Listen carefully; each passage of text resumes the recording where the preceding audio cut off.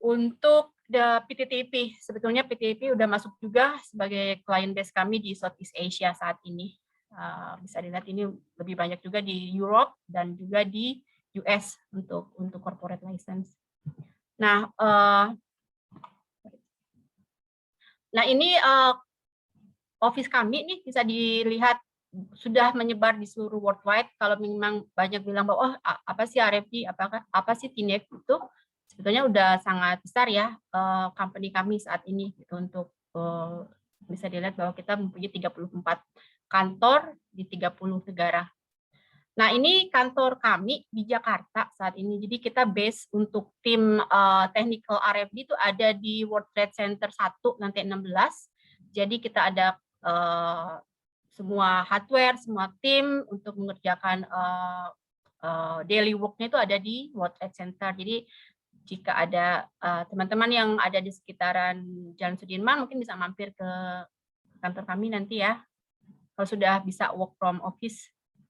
Nah, saya balik nih ke technical. Jadi sebenarnya apa sih T-Navigator gitu kan? Banyak yang masih melihat bahwa itu hanya dynamic simulation saja. Nah, sebetulnya kita tuh sudah expand, sudah leverage semua untuk full cycle di satu software. Jadi dari mulai bisa dilihat dari mulai seismic, dari mulai fault creation, dari static data, kita menuju ke PVT model dan masuk ke dynamic model, dan sebetulnya kita sudah sampai ke surface network dan juga untuk uncertainty analysis dan assisted history matching. Gitu. Jadi memang kita full cycle hanya di satu software, tidak ada nama lain, tidak ada nama modul yang lain, hanya T-Navigator saat ini. Oke, so ini sebetulnya key implementation leading to industry 4.0.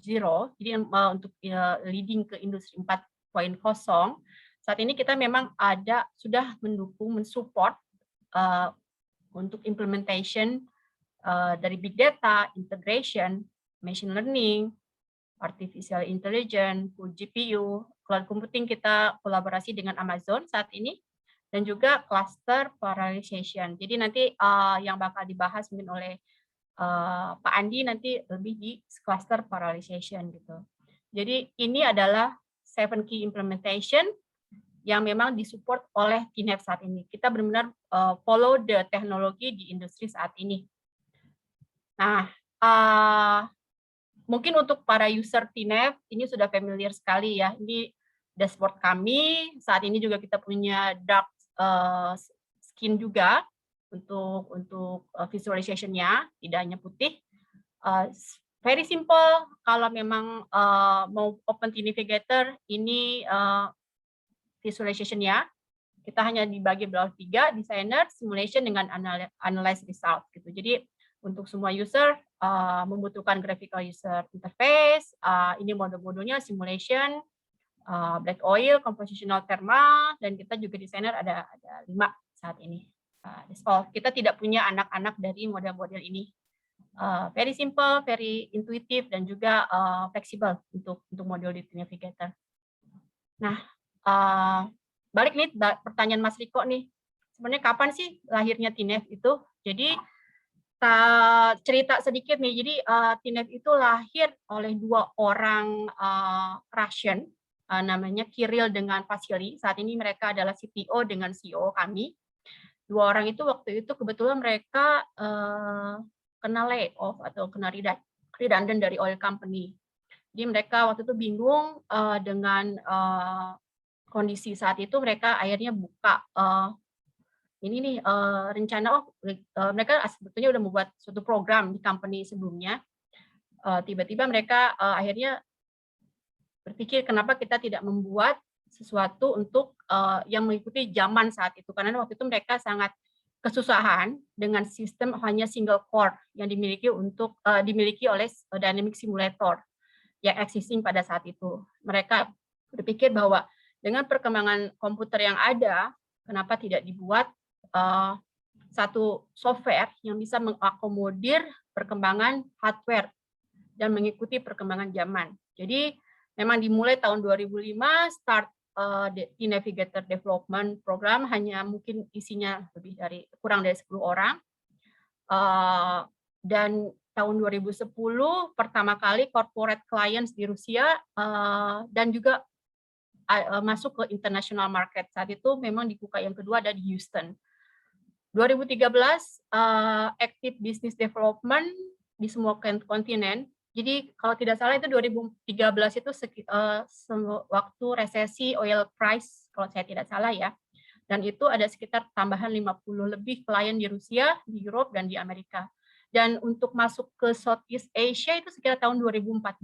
Jadi 2014, one of the earliest client itu Murphy dan Petronas di Malaysia. Tapi dengan bisa dilihat exponential klien kami di tahun 2020, tahun kemarin itu sekitar 290 plus klien di 43 countries of the world. Jadi penambahan klien kami memang sangat signifikan dan memang rapid development juga dari teknologi kami sehingga bisa dikatakan memang sudah sangat stabil terutama di dynamic simulation saat ini. Saya tadi balik lagi nih ke saya mention about geology designer gitu. Jadi soal geology designer itu baru kami develop itu di tahun 2013. Jadi memang sedikit terlambat dibandingkan dengan dynamic simulation. Tapi dari tahun 2017 functionality dari geology modul ini memang sangat pesat. Gitu. Jadi geology designernya muncul semuanya. Kita punya corporate license untuk 5 besar klien, Luke Oil, Gazprom, Neft, Novatek, dan juga Sinopec. Nah, tapi di tahun 2020 kita ada penambahan 8 kali dalam 3 tahun itu sekitar 40 clients di 16 countries dan saat ini upcoming kita akan mempunyai 1 corporate client juga untuk geology designer. Jadi memang perkembangan dari TINEF ini sangat pesat ya. Saat ini tidak hanya dari satu reservoir dynamic simulation saja, tapi kami juga memang merambah ke segmen yang lain. Oke, so ini mungkin kalau klien atau bukan klien ya, rekan-rekan yang sudah sering lihat TINEF sering dengar nih Fantastic Six. Apa sih Fantastic Six ini? Ada 6 komponen nih. Saya mau buat kuis ya, boleh dibantu ya Mas Riko dan Mbak Agnes gitu. Jadi oh iya boleh Mbak Dewi. ini biar biar interaktif soalnya saya kalau lagi ngomong di Zoom ini kayak ngomong sendiri dan biar ada yang bantuin nih. Betul, iya. Apa sih sebenarnya isi dari apa sih yang dimiliki performance-nya? Kenapa kita dibilang fantastik untuk Navigator? Boleh minta mungkin 3 partisipan untuk ini. Jadi nanti kita boleh bantuin saya untuk menjelasin apa sih Fantastic Six dari Navigator ini. Apa yang dimaksud dengan performance-nya? Maksudnya kenapa kita dibilang fantastik? Apa bedanya dengan aplikasi yang ada di pasaran, di market? Gitu. Boleh nanti dibantu Mas Riko atau Mbak Agnes? Ya, kepada para partisipan mungkin yang eager ada untuk hadiahnya. Untuk menjawab. Nah, itu yang paling penting. Ada hadiahnya untuk jawaban yang tepat. Gitu. Silakan. Mungkin ada yang mau raise hand atau jawab, mungkin silakan chat di grup chat. Saya nanti akan di-mute oleh panitia.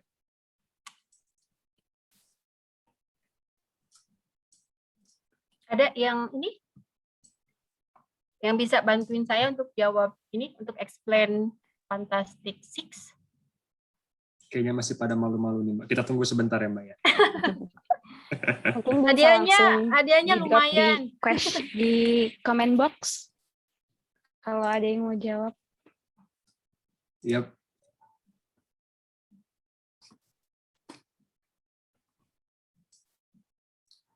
Ada hadiahnya nih. Iya. Gimana? Ternyata masih pada malu-malu, Mbak. Pada malu-malu, Mbak. Oke. Ya udah deh, berarti nggak di-keep buat nanti hadiahnya. Atau ini Mas Riko mau jawab nggak Mas Riko? Aduh, saya coba ini ya Mbak. Saya coba bantu jawab nih. Saya ya, boleh. Sebagai salah satu user TINEF mungkin saya tahu sedikit-sedikit, nanti mohon dikoreksi kalau ada yang salah. Kalau friendly pricing itu setahu saya TINEF itu bisa multiprosesor. dengan one single license. Jadi sangat membantu untuk tugas-tugas RE, Reservoir Engineer. Kemudian kalau untuk ke free of charge feature lumayan komplit dari A to Z. Bila kita pilih satu opsi, itu akan terbuka semua. Kemudian easy to learn ini, kalau saya melihat guideline TINEF itu lengkap banget, mulai dari button klik dia buka di awal, sampai dia yang spesifik yang advance model itu ada semua. Integrated tadi seperti disampaikan itu udah dari dari JNG, simulation sampai dengan network modeling. Migration setahu saya TINEF itu bisa untuk accommodate extension dari software simulasi yang lain. Dan juga terakhir performance, setahu saya TINEF itu punya algoritma untuk nge-speed up calculation. Jadi ini terkait dengan calculation speed yang semakin cepat. Mungkin itu. Gimana Mbak Dewi? Ada yang kurang tepat atau gimana? Wah, gimana? Betul sekali sih Mas. Saya jadi bingung nih yang ngomong orang Medco atau orang TINEF ya. Jadi memang mana sih? Memang betul sih Mas. Ini Fantastic Six. Semua yang dikatakan Mas Riko betul. Kita memang performance dari simulation-nya sendiri itu 3,7 million CPU code, bisa dilakukan di workstation, cluster atau cloud, dan plug and play betul sekali bisa membuka universal data format dari existing data format yang available in the market right now, juga fully integrated, dan juga bisa baca sendiri sih ini friendly pricing, budget friendly, unlimited, hampir unlimited free of charge features gitu juga, easy to learn, no need to learn. Nanti saya bakal show seperti apa sih sebenarnya how easy to learn dari software TINEF ini sendiri, gitu ya. Terima kasih Mas Riko. Nanti berarti hadiahnya buat Mas Riko ya. Tolong Rezi. Waduh, dapat juga itu moderatornya Mbak. Thank you. So ya, kita balik lagi ke materi ya.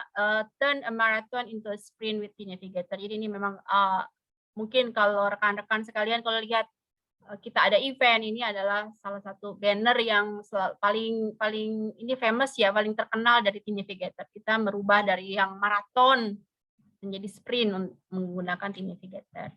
Nah, saya minta tolong ke ini moderator, ke Mbak Agnes atau Mbak Mas Riko nih yang paling mengganggu nih sebenarnya most bothering reservoir simulation issue for you. Bisa buat polling sekarang Mas untuk ini? Yes, sudah tadi Mbak pollingnya. Mungkin kita bisa klik polls, kemudian kita pilih yang mana yang kira-kira paling mengganggu most bothering reservoir simulation issue. Mungkin kita tunggu ya Mbak, ini udah mulai muncul. Udah mulai muncul. Sementara nih paling mengganggu ini masih di calculation speed. Calculation speed, betul sekali.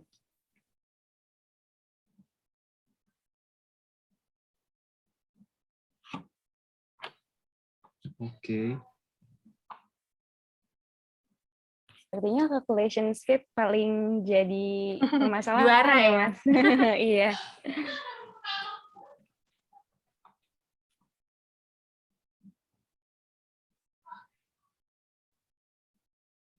Iya nih. Iya, juaranya ya.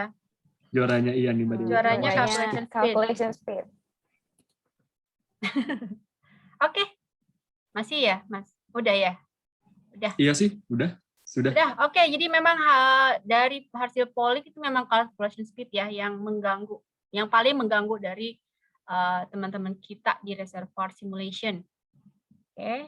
Aku stop sharing ya ini ya? Atau gimana? Oke. So saya balik ya. Berarti yang kita bakal bahas mungkin deep di sini. Oke. So tadi dari hasil pollingnya calculation speed adalah yang paling mengganggu nih untuk para reservoir simulation gitu. Jadi memang betul sekali kami juga mencatat itu sebagai yang paling di highlight oleh Navigator. Calculation speed itu adalah yang nomor satu yang mengganggu saat ini. Jadi seperti apa sih available hardware yang hanya dipakai sebagian utilization-nya, dan juga result-nya hanya bisa ngecek result nih pas baru nyampe, baru selesai simulasi, baru ternyata bisa ngecek result. Padahal sebenarnya kan during simulasi bisa melakukan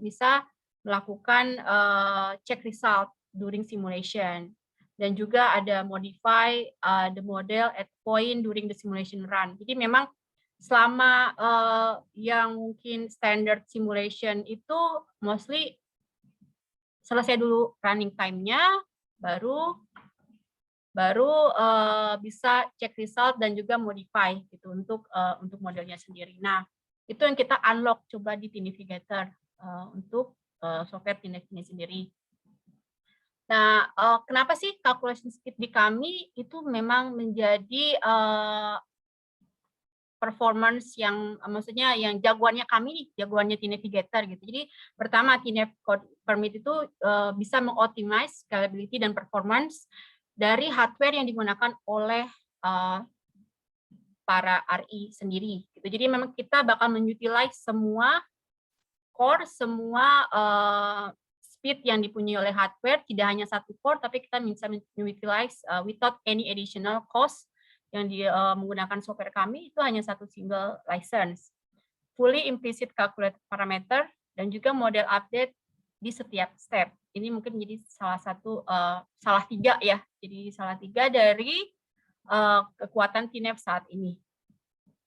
Saya balik juga untuk common issue yang lain itu input data. Gitu. Jadi input data banyak sekali format-format yang di industri saat ini yang berbeda-beda. Gitu. Yang mungkin standar format yang available, kami menggunakan singkatan ada E1, E300, IMAX, dan yang lain-lainnya gitu. Jadi tapi sebenarnya modelnya sebenarnya sama gitu, mau ada black oil, compositional atau thermal. Jadi kami bisa katakan sendiri bahwa kita menggunakan sistem plug and play untuk semua data ini, fast, akurat, friendly, dan juga integrated untuk input format di Tinivigator saat ini. Dan kita selain bisa membaca format yang ada di industri saat ini, kami juga bisa mengeluarkan industri format kembali ke asalnya. Gitu. Jadi memang viva versa saat ini untuk input di Tinivigator. Untuk software, itu ada intuitive interface, YouTube video, 24 jam support, mungkin nanti ini untuk menggunakan email untuk 24/7 support, dan juga include training, test model, exercise, ini semua available di Tinivigator. Selain common issue yang dua itu, tadi ada sempat juga yang memilih integration gitu. Saat ini memang semua mostly masih working in silo.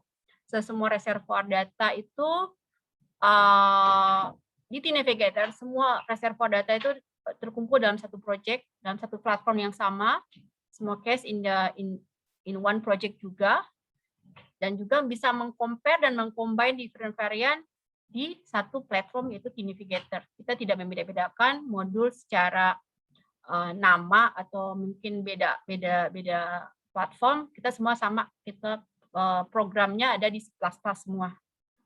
Tuh. Nah, tadi saya balik lagi ke Tinivigator platform, kita benar-benar membuka semua multi platform ini dari workstation, cluster, cloud, dan juga GPU. Jadi memang saat ini semua platform kita bisa support, dan juga termasuk salah satu untuk one of the best untuk yang the latest one itu kita bisa support untuk GPU juga.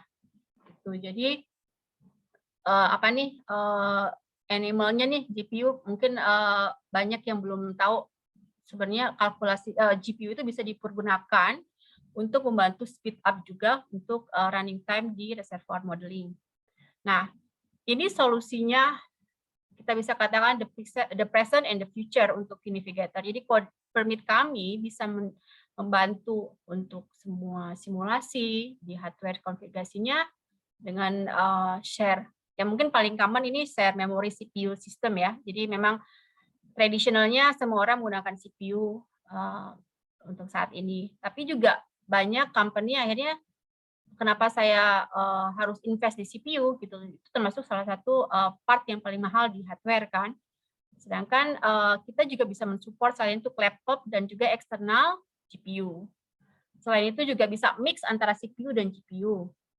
Nah, mungkin ini yang bakal hot topic saat ini ya, untuk nanti bakal dibahas oleh Pak Andi, itu CPU atau CPU di cluster saat ini. Jadi unlimited number of cores di tiap nodes yang bisa diutilize oleh RE, reservoir engineer, oleh para end user untuk merun simulasi.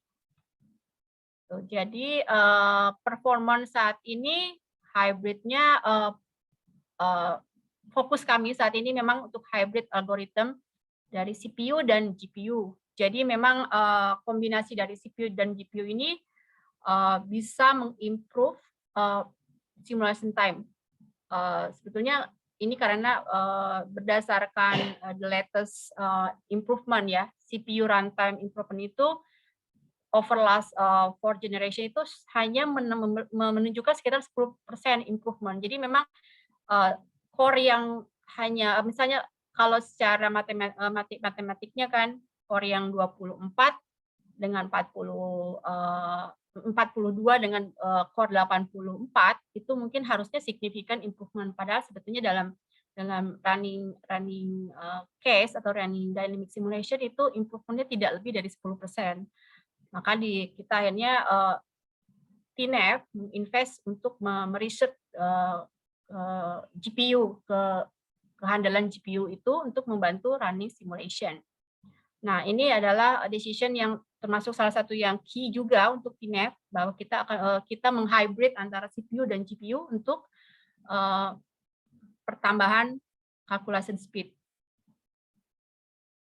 Oke, so ini untuk GPU, sedangkan untuk GPU sendiri kita juga akhirnya masuk ke ranah how if the calculation speed itu hanya dilakukan di GPU only, which is salah satu efeknya adalah cost efisiensi untuk para end user, di mana tidak usah menginvest terlalu banyak di CPU untuk algoritma CPU ini sendiri.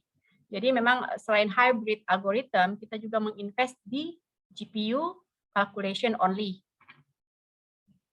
Oke, so ini jadi during pandemic nih sebetulnya salah satu seperti disebutkan oleh CTO kami bahwa ternyata memang working from home itu bisa meningkatkan efisiensi di dalam development software itu 2 kali lipat. Jadi memang kita mengimprove banyak hal during pandemic di tahun 2020 kemarin. Nah, ini perkembangan CPU, GPU hybrid, CPU, GPU hybrid, dan juga full GPU algoritma yang kita kembangkan di T-Navigator. Seperti saya sebutkan sendiri bahwa kita teknologi company di bagian software, kita tidak mendukung hardware, salah satu hardware kita benar-benar open untuk semua hardware, tapi ini kita melakukan research dari tahun 2008, 2017, dan tahun 2020, di mana untuk saat ini untuk yang bisa untuk full GPU dengan perubahan mode aja yang kita bisa lakukan untuk keywordnya, itu ada semua property calculation, Jacobian metric assembly, Newton iteration, linear solver, itu bisa dilakukan full di GPU. Sedangkan di saat tahun 2017 pas kita menggunakan hybrid, itu hanya linear solver yang menggunakan GPU. Sedangkan di full GPU ini hampir semuanya dilakukan di GPU. Apa sih sebenarnya efeknya dari ini? Mungkin untuk para end user sebenarnya nggak terlalu melihat ini signifikan, tapi untuk para pensupply hardware ini mungkin ada banyak signifikan efek ya. Jadi ini research yang dilakukan oleh T-Navigator, di 95% dari TNEF model itu improve runtime-nya dengan powered by GPU only. Bisa dilihat di sini, hampir 95%. Saya lupa ini hampir ribuan model dicoba dites dengan additional GPU only, itu speed up-nya lumayan signifikan. Gitu. Saya katakan mungkin tidak semuanya 100%, tapi rata-rata di antara 20% dan juga 60% untuk speed up runtime-nya. Oke. Nah, no limitation on number of cores. Saya sebutkan tadi, perkembangan single core dari tahun 1970, dual core, quad core. Itu mungkin juga sama dengan perkembangan HP kita ya, maksudnya dari awalnya cuman HP Nokia, tiba-tiba kita ada HP yang lebih canggih, dan sekarang mungkin mostly HP di atas 8 core saat ini. Betul juga dengan hardware atau workstation yang kita miliki, mungkin di tahun 2019 itu minimal hard workstation yang dipakai oleh tim Subsurface mungkin sekitar 64 core saat ini. Tapi sebenarnya apa sih signifikannya buat kita, para end user? Untuk setiap workstation ini, berapapun core-nya itu hanya satu TNAP license. Jadi memang kita tidak memberikan additional purchase atau additional tambahan modul untuk tambahan core. Itu hanya satu TNAP license. Nah, ini ada satu contoh case tadi, bisa dicek juga di SPE 163090, Extreme Scalability on Cluster. Jadi ini ada case yang ekstrim sih. Kami katakan ini collaboration antara salah satu oil company di Rusia dengan tim kami di Moskow. Itu digunakan 512 nodes, itu sekitar 4096 cores. Ada sekitar 21,8 million active cells, di mana scalability-nya itu naik dari 2,5 minggu runtime-nya untuk nge-run satu case itu ke 19 menit. Jadi memang ini sangat-sangat signifikan improvement, dan ini juga yang mendorong kami waktu itu mensupport Pertamina untuk mempunyai cluster. Ya, karena itu, dari beberapa hal, cluster ini sangat membantu dalam mencapai runtime yang cost efisien ya. Memang ini sangat ekstrim. Tidak semua model itu 21 juta, tapi mostly yang di atas 1 juta itu lumayan banyak ya model-model yang di-run di dynamic simulation di Indonesia. Oke, ini ada 3 atau 4 lah contoh nih. Mungkin para gamers lebih paham ya, ini. Jadi ini 1 CPU plus 1 GPU, mau 1 CPU plus 2 GPU, mau 2 CPU atau 2 GPU, atau hanya laptop plus eksternal GPU.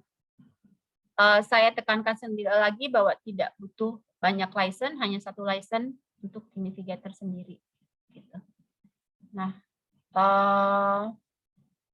ini juga salah satu akselerasi untuk percepatan GPU saat ini. Jadi bisa dilihat, this is the grafiknya itu ada total calculation time di 1000 second. Datanya dual porosity, black oil, 17 juta active grid blocks, 40 years history, 40 years history.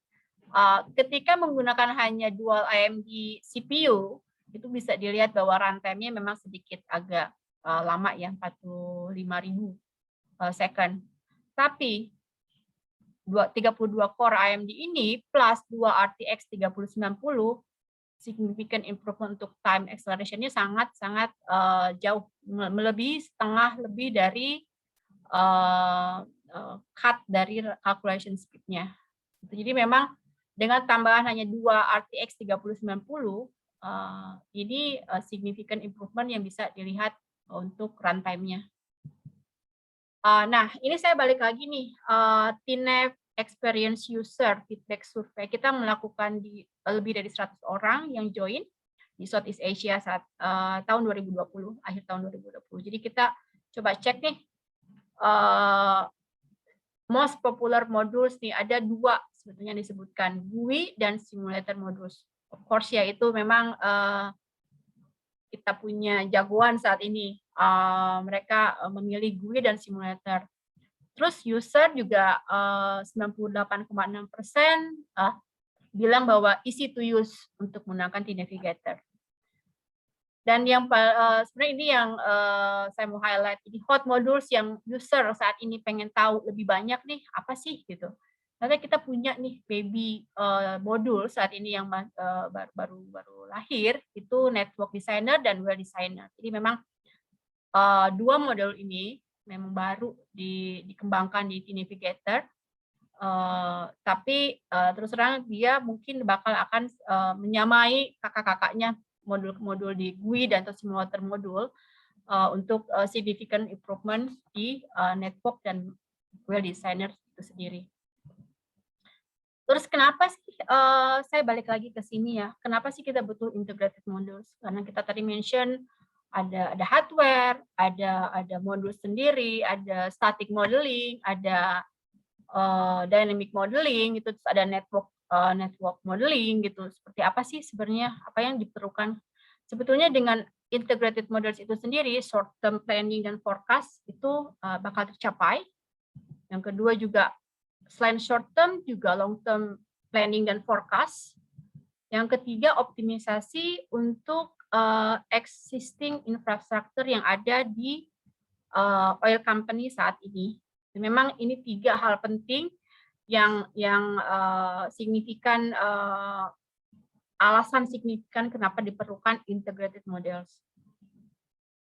Dan terakhir adalah production surveillance.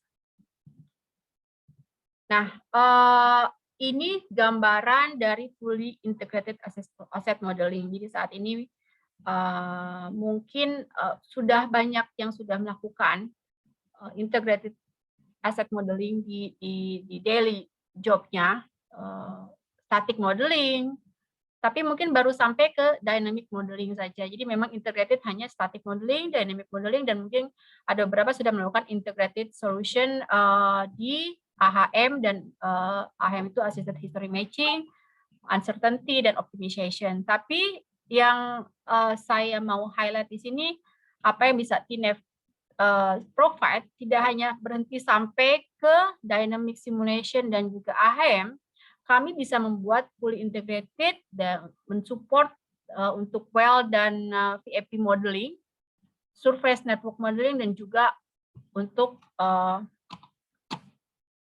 economic modeling. Jadi ini ada available semua di aplikasi kami di T-Navigator Modules.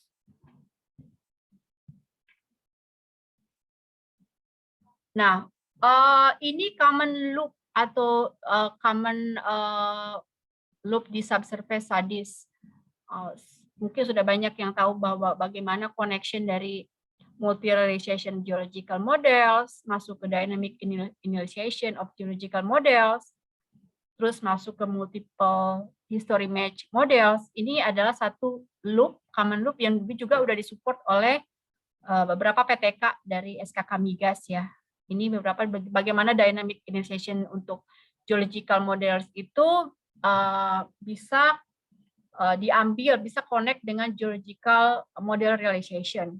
Gitu. Ini dan juga berlanjut ke multiple history match yang ada di probabilistic, misalnya untuk volume in phase, probabilistic history matching, dan juga probabilistic forecast. Tapi sebetulnya integrated modeling sendiri di T-Navigator, kita sudah mensupport termasuk pada network models dan juga well models. Jadi memang yang saat ini eksis di company, in oil company, itu sudah cukup full integrated, tapi ada dua mungkin hal yang mesti sini untuk network modeling dan juga untuk well model itu sendiri. Jadi ini integrated models yang bisa disupport oleh T-Navigator, tidak hanya subsurface simulator, kita mempunyai one system of equation untuk well designer project dan juga untuk network designer project. Jadi ini tiga model, tiga designer yang memang support each other di T-Navigator software. One system equation yang kita punya, tidak perlu keluar masuk untuk integration-nya, semua dalam satu platform yang sama. Oke, nah ini saya memberikan gambaran sedikit saja untuk network designer. Create and model surface network sudah available di T-Navigator saat ini. Support juga untuk simulator reservoir simulation-nya, two side vice versa, dengan controller dari reservoir simulation, dan juga untuk network solver Viva Versa juga untuk simulation-nya di Navigator. Jadi memang ini current practice yang memang advantage dari network designer yang ada di Navigator saat ini. Tuh. Mungkin itu. Nah, saya mau balik nih ke end user experience. Saya yakin sih pasti banyak yang udah melihat Navigator saat ini. Tapi saya balik lagi untuk familiarisasinya ya. Model migration itu simple di Navigator. Saya sempat waktu itu bingung, ada banyak salah satu rekan saya telepon, Wi, saya mau tanya nih gimana sih migrasi dari software saya yang lama nih ke Tinev. Lah, nggak usah migrasi Pak. Ini kita memang plug and play, buka langsung plug dan langsung play di Navigator. Jadi beberapa standar industri yang saat ini sudah di-accept di Navigator, plug and play, so no worries, semua bisa dibaca di Navigator saat ini. Gitu, hampir semua saya bisa katakan gitu. So no worries, jika ada masalah bisa kontak kami, tapi so far hampir semua bisa di-read di Navigator. Saya sekarang masuk nih ke simulation result. So ini gambaran Tinev, gimana kita bisa lihat result semua dalam satu waktu tanpa ada hiccup, atau mau di stop juga bisa. Misalnya ini tengah-tengah mau stop time step-nya, terus mau revise sesuatu bisa juga. So semua open, semua very visible untuk para user menggunakan Navigator. Saya nggak usah menjelasin ini langsung memang udah biasa mungkin para reservoir engineer yang melihat visualisasinya di Navigator saat ini. Very easy use juga. Dan ini juga bagaimana kita melihat, bisa ngecek nih para user maksimal system thread-nya berapa, menggunakan CPU atau GPU, boleh. Misalnya ini ada GeForce M230, compatibility-nya juga udah oke. Bisa ada option, tinggal bukanya misalnya mau data apa, dia buka black oil atau auto, maksimumnya berapa. Ini semua intuitif, open, ini kita bisa buka langsung Tinev, plug and play yang tadi saya katakan, dan juga nggak usah punya waktu untuk time learning-nya mungkin sangat sedikit ya, apalagi yang sudah sangat expert di reservoir modeling, ini very easy to use. Oke, ini streamline di Navigator saat ini. Oke, itu saja sih. Ada yang lain nggak ya? Oke, ini aja sih update dari Tinev untuk teknologi saat ini. Jika ada pertanyaan untuk tes Navigator, mungkin ada model yang mau dites atau apa, itu bisa dikontak langsung kepada saya juga boleh nih, atau mau ke RFD Sales juga bisa. Tapi mungkin ini worldwide ya, jadi nanti yang baca seluruh dunia. Tapi kalau ke saya mungkin bisa langsung kontak saya langsung. Jika ada pertanyaan, bisa langsung juga tanya. Untuk technical, bisa tanya ke Navigator, rfdyn.com gitu. Untuk sudah selesai sih Mas Riko dan Mbak Agnes untuk presentasi saya saat ini. Jika ada pertanyaan mungkin ini sesinya langsung Q&A ya. Thank you Mbak Dewi. Mungkin kalau untuk Q&A-nya kita skip dulu ya Mbak. Mungkin sekarang udah coba untuk discuss dengan Pak Andi nih. Jadi Oke. Boleh. Oke. Boleh Pak. Ya aku stop dulu ya sharingnya ya. Ya. Makasih Mbak Dewi. Jadi tadi memang kalau kita lihat ya udah keren banget dari segi fitur-fitur yang ditampilkan oleh Navigator gitu, dalam artian itu sangat membantu terutama subsurface guys gitu, dari GNG dan kemudian sampai reservoir simulation engineer dan juga sampai production engineer. Jadi integrated dalam satu single workflow. Namun kita pengen tahu lebih dalam nih, kebetulan ada Pak Andi Bahtiar di sini, bagaimana implementasi dari teknologi ini di case Pak Andi gitu. Mungkin silakan Pak Andi apabila ada yang mau di-share ke kami.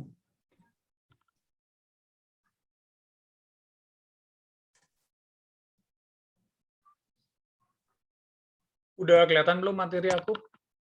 Sudah Pak, silakan Pak, sudah jelas. Mouse aku kelihatan nggak? Kelihatan juga Pak, ya tinggal mungkin di slideshow habis itu kita bisa. Oke, udah kelihatan ya? Yap, perfect. Oke, aku mau menjelaskan ini ya mengenai teknologi implementation collaboration. Kalau tadi Mbak Dewi lihat historical sebelum produk TINAF itu sebenarnya kan Schlumberger udah punya, kemudian ada CMG dan lain-lain ya. Terus kekuatan dari software company ini tiap tahun berubah-ubah petanya ya. Juga hardware. Kalau aku lihat nih keren banget ini RFD bisa mengantisipasi perkembangan hardware ya. Jadi yang tadinya workstation itu diatur dengan core, jadi satu CPU ada beberapa core, tapi dalam satu workstation ya ini diantisipasi oleh RFD atau TINAF, itu perkembangannya pasti akan ke node dan cluster ya, sehingga softwarenya memang didesain untuk mengoptimalkan hardware.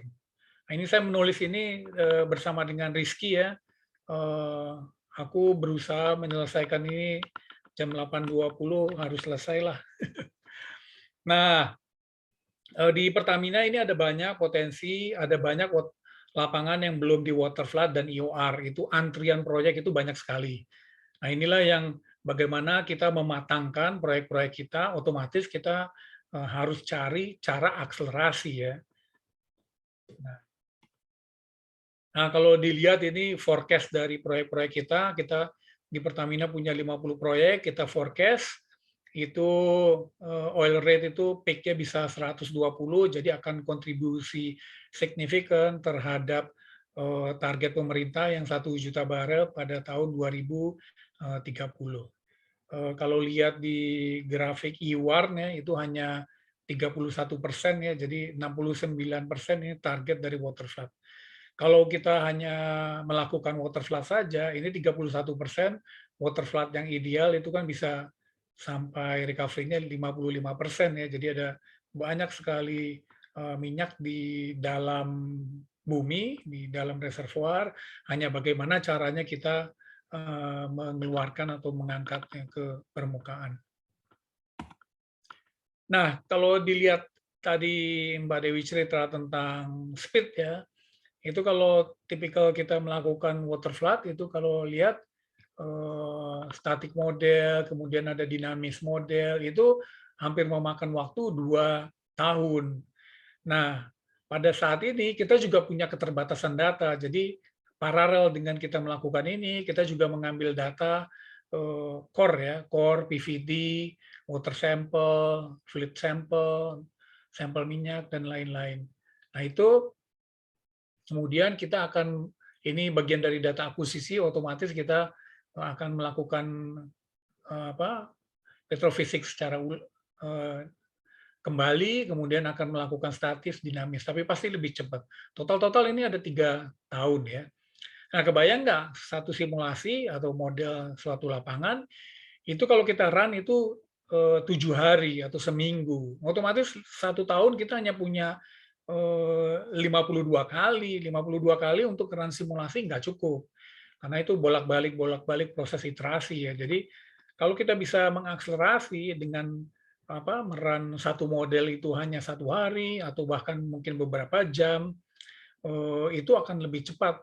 Dan dengan melakukan lebih cepat, yang tadinya kita deterministik, itu kita bisa improve jadi naik kasta lah, jadi probabilistik, sehingga jumlah run yang kita lakukan itu lebih banyak, sehingga kita bisa mengcapture heterogeneity dari reservoir. Itulah gap gimana kita mengakselerasi. Nah, ini ada 2 poin ya. Jadi pertama memang ahli yang di bidang simulasi ini masih sedikit ya. Jadi kalau teman-teman mau mengembangkan keahliannya di bidang simulasi ini bagus sekali.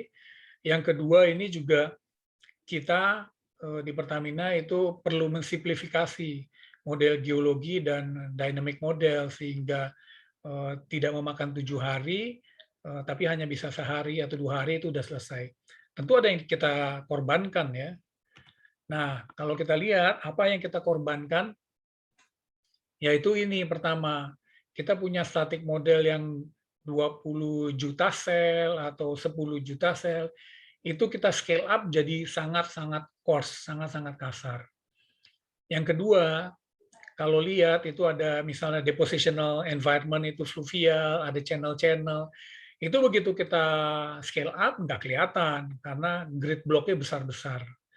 Nah, yang tadinya inilah hasilnya besar-besar itu ya grid blocknya satu apa namanya satu blok itu mencerminkan satu sumur, bahkan antar sumur itu hanya ada kadang tidak ada grid block, kadang-kadang ada 3. Nah, padahal buat melihat perubahan saturasi dari antar blok yang di apa ada data well-nya itu sangat diperlukan. Nah, jadi kalau kita bisa detail itu seharusnya yang bawah ya, yang mana dia? Ini dia, harusnya yang bawah kita bisa lakukan. Itu kalau heterogenitas bisa kita capture. Yang kedua, kita juga daripada kita melakukan yang full scale model yang sangat-sangat very fine ini, karena mau cepat kita pecah-pecah itu secara areal. Jadi sektor model atau secara layer. Jadi layer B seluruh lapangan. Otomatis kalau kita definisikan layer B, layer D seluruh lapangan, itu kan kita harus menghitung allocation buat injektor dengan producer. Itu masalah tersendiri juga. Jadi ada banyak pengorbanan yang kita lakukan untuk supaya tidak memakan resource sehingga hasil simulasi itu bisa lebih cepat.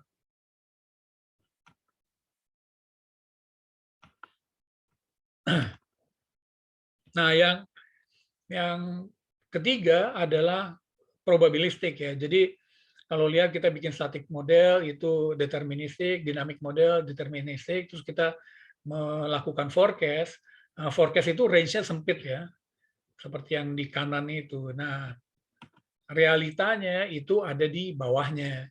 Nah, ini tidak bisa di-capture dengan deterministik. Nah, pasti ini jadi pertanyaan manajemen ini. Kenapa kamu memforecast tidak bisa memprediksi yang sebenarnya? Nah, inilah gunanya ada P10, P50, P90, itu confidence level kita. Kalau ini di probabilistik, ini pasti jatuhnya di P10 ya. Ada kemungkinan 10% bahwa forecast itu ada di bawah. Ada kemungkinan forecast itu 50% ada di tengah. Ada kemungkinan 90% ada di atas. Begitulah ada kebutuhan buat probabilistik ya. Nah, ini saya skip aja ya. Waktunya nggak ada lagi ya. Bentar. Ini juga saya skip. Sayang waktunya sedikit ya.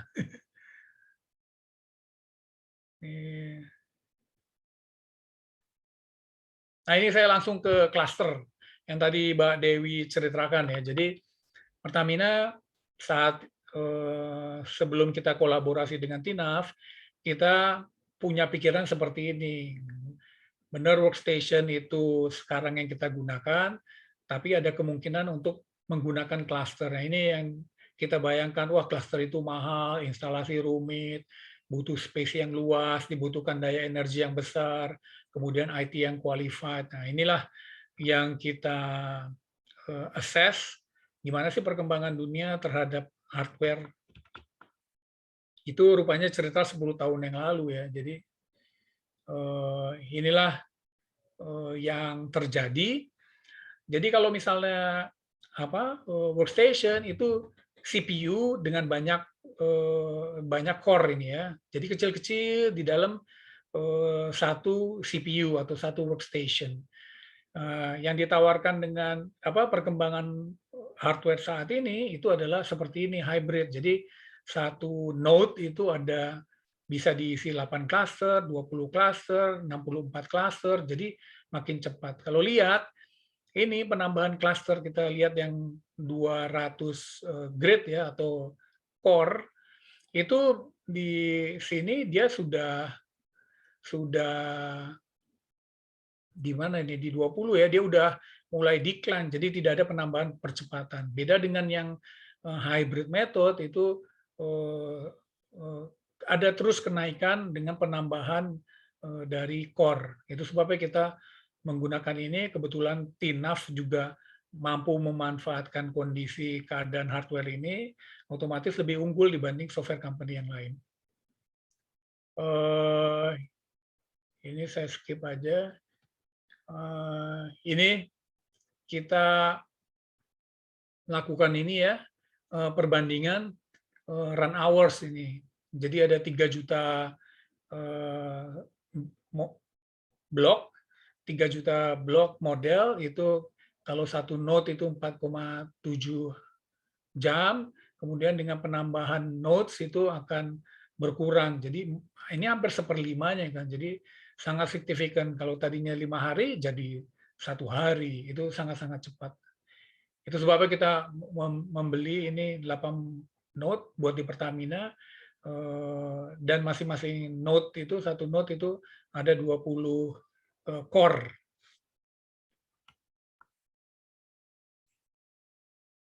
Ini hardware tadi udah dibicarakan sama Mbak Dewi. Ini probabilistik, saya persilakan Reski buat jelasin ini juga memakan resource ya, tapi harus diperlukan buat melakukan ini. Silakan, Mas Rizky. Ya, makasih banyak Pak Andi. Jadi saya bantu menjelaskan mengenai first implementation di Pertamina EP ya. Jadi tahun 2020 itu kita ada pilot project di Pertamina EP yang mencoba mengimplementasikan full integration dari static to dynamic model ya untuk plot architecture history matching-nya. Jadi apa yang berbeda dari project ini dibanding project lain? Ya, bedanya adalah dalam hal ini kita menggunakan grid size yang as it is as static model give ya. Jadi kita pakai initial atau fine gridnya dengan size 50 kali 50 kali 1,4 meter. Itu saya sangat fine. Ya, jadi total active grid block pun juga terlihat cukup besar ya. Ada sampai 1,8 juta dan kita berhasil merunning sampai ribuan case, sampai untuk case di LBLT atau 5 bulan Timur Tengah itu dia sampai 3.000 cases ya. Jadi total 3.000 case itu terdiri dari beberapa tahap, dari experimental design, dari optimization dan sampai ke forecasting-nya. Jadi ini sudah merupakan sukses, dapat kita bilang sukses dalam implementasinya karena hanya diselesaikan dalam waktu 6 bulan ya. Jadi yang tadinya kata Pak Andi sempat bilang sampai 3 tahun untuk persiapan modelnya, ini kita selesai dalam waktu 6 bulan dan kita mendapatkan hasil yang very good match dan sudah juga di approve oleh SKK Migas ya untuk project POD-nya. Jadi mungkin itu yang bisa saya jelaskan di slide ini. Nah, mungkin ada pertanyaan, memang full cycle integration itu seperti apa sih? Nah, mungkin saya next ke slide berikutnya. Ya, jadi full cycle integration itu seperti ini. Jadi kita instead of hanya deliver satu static model dan satu dynamic model, atau mungkin 3 static model dan 3 dynamic model, kita akan mendeliver from P1 to P100. Jadi dari seluruh percentile data kita akan deliver sebagai data reservoir simulation model. Nah, dalam hal ini kita akan mencoba mendapatkan hasil the best match within the range, but still accommodate semua konsep geologinya ya. Jadi sebelumnya tuh kita mungkin lebih fokus kepada deterministic approach, di mana kita mau dapatkan model yang fit dengan baik, overfitting kadang-kadang. Nah, itu akhirnya predictability-nya tuh malah kurang bagus ya. Jadi tidak bisa mencerminkan prediction yang lebih akurat gitu ya. Padahal sebenarnya model yang kita perlukan adalah yang masih meng-honor semua konsep geologinya gitu ya. Jadi dalam hal ini kita tetap membuka semua variabel dalam geological modeling sebagai variables, open variable untuk history matching gitu ya. Jadi benefit yang dilakukan yang didapatkan oleh standar yang full cycle ini adalah kita memungkinkan untuk dapat seluruh data saintis dan diakses semuanya dari statik hingga ke dynamicnya, bahkan ke surface facility-nya kalau memang ada gitu ya. Dan juga kita bisa menghasilkan probabilistic prediction output, jadi kita bisa tahu nih top set, downside potensialnya, penting untuk digunakan dalam economic calculation dalam hal menghitung mungkin NPV, discounted probability index, atau value creation gitu ya. Jadi itulah fungsi-fungsi dari full cycle static dynamic workflow ini. Ya, mungkin next. Ini. Jadi apa sih workflow yang kita maksud itu? Jadi inilah workflow yang kita maksud. Jadi pertama kita harus mendefine base case ya pastinya kan. Dan base case biasanya akan jauh dari data actual gitu ya. Itu normal, wajar. Lalu untuk hal itu kita melakukan experimental design. Ini proses basic dari penggunaan tool asset history matching ya. Jadi dibantu oleh algoritma, oleh machine learning, kita akan melihat apa sih efek dari perubahan data, sesensitif apa sih terhadap result nanti, data yang berubah tadi, variable-variable uncertainty tadi. Lalu setelah dapat range-nya seperti grafik di sebelah kiri bawah, kita akan memakai salah satu dari model yang dianggap baik itu untuk masuk ke matching optimization, di mana dalam matching optimization ini dilakukan proses history matching assisted by computer gitu ya. Jadi ada algoritma yang tersedia dan outputnya diharapkan seperti yang sebelah kanan. Jadi ini adalah perbedaan antara garis yang bawah sendiri itu adalah base case-nya dan garis yang mendekati garis titik-titik itu adalah history match model dan forecast-nya. Jadi dengan cara ini kita bisa mendapatkan model yang kita anggap valid dengan toleransi tertentu dan juga menghasilkan range probabilistik dari P10 sampai P90 gitu. Jadi bukan hanya P10, P50, P90 tapi dari P10 sampai P90 bahkan dari P1 sampai P100. Nah, hal itu semua itu dibutuhkan buat apa? Buat mengetahui apa sih top set dan downside potensial dari model kita. Karena kadang-kadang beberapa model itu walaupun sudah di-set sedemikian rupa dapat korelasi yang bagus antara beberapa variabel, tapi itu nggak mencerminkan adanya hubungan timbal balik ya, hubungan sebab akibat yang baik juga gitu. Jadi makanya perlu dilakukan probabilistic method ini gitu. Ini mungkin udah balik ke ranah Pak Andi lagi. Pak Andi silakan lanjutkan.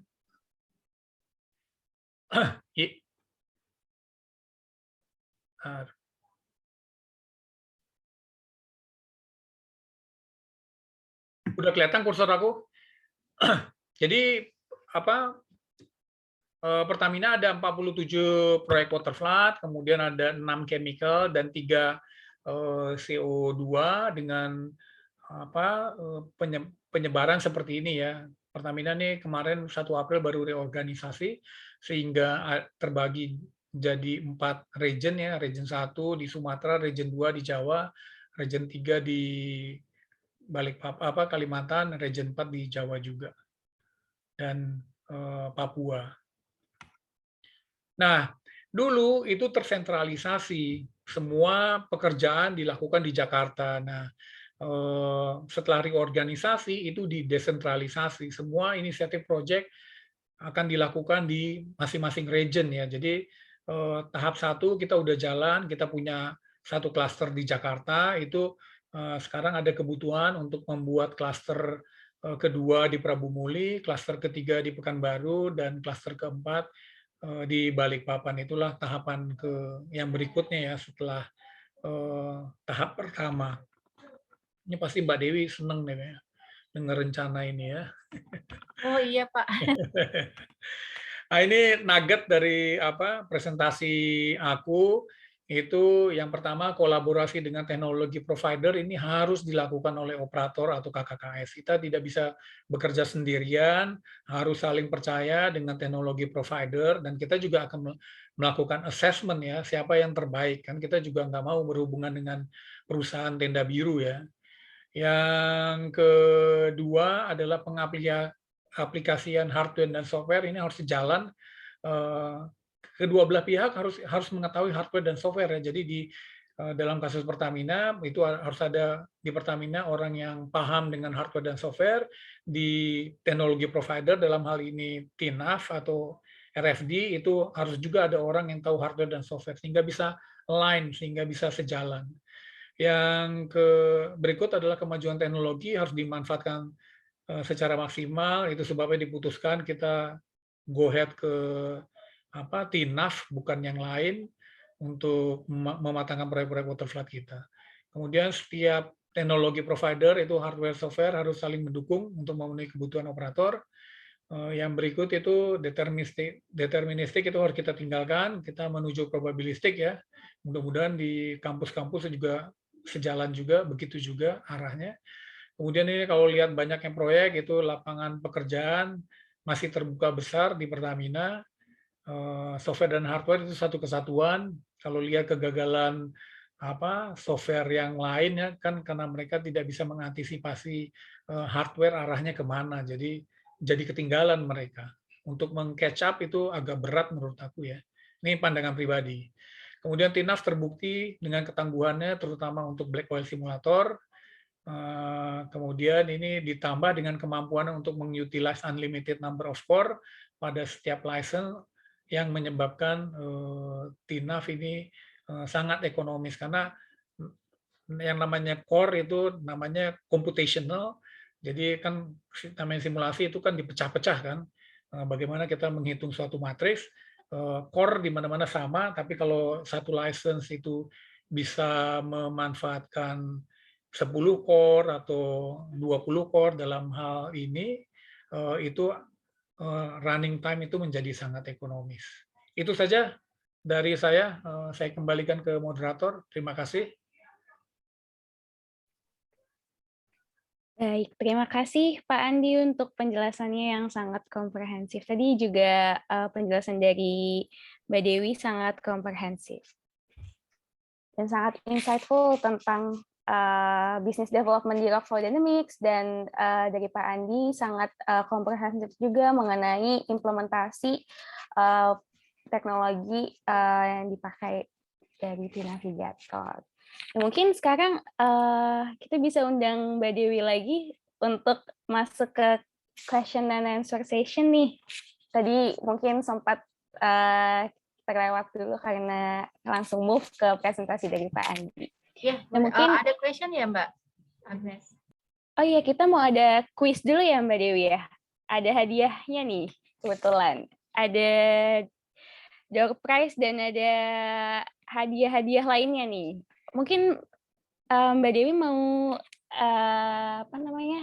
quiz dulu kali ya sebelum kita masuk ke question and answer. Boleh, boleh Mbak. Quiznya dari siapa dan Mbak Agnes? Tadi udah saya sebutin, udah ini ya? Iya, boleh. Oke. Jadi mungkin ini participants boleh siap-siap jawab ya. Mungkin bisa nanti pas setelah saya sebutkan pertanyaannya bisa langsung mungkin karena tahu jawabannya bisa langsung tulis di comment box atau bisa raise hand untuk jawab pertanyaannya. Nah, untuk pertanyaannya itu adalah ini aku kuis yang pertama dulu ya. Mungkin dari yang tadi udah dijelasin sama Mbak Dewi, sebenarnya apa modul yang paling hot untuk diketahui dari customer Rockflow Dynamics? Mungkin tadi yang memperhatikan presentasi dari Mbak Dewi, ada mungkin yang tahu jawabannya. Bisa langsung aja tulis namanya di comment box. Oh, ini udah ada nih Mas Igusti Ngurah Pandu Wijaya. Mungkin Mbak Dewi bisa cross check jawabannya ya Mbak ya. Ini jawabannya GUI dan simulator. Benar nggak tuh Mbak kira-kira Mbak? Belum, ada lagi Mas Dadan. Iya. Ada lagi Pak Dadan, network dan well designer. Ya, itu yang betul. Lagi hot. Berarti yang betul Pak Dadan ya? Ya, Pak Dadan. Oke. Siap, berarti ini kita selamat Pak Dadan akan mendapatkan hadiah nih dari Rockflow Dynamics. Oke, mungkin langsung balik lagi nih ke Mas Riko, tadi mau membahas diskusi tentang teknikalnya Mas.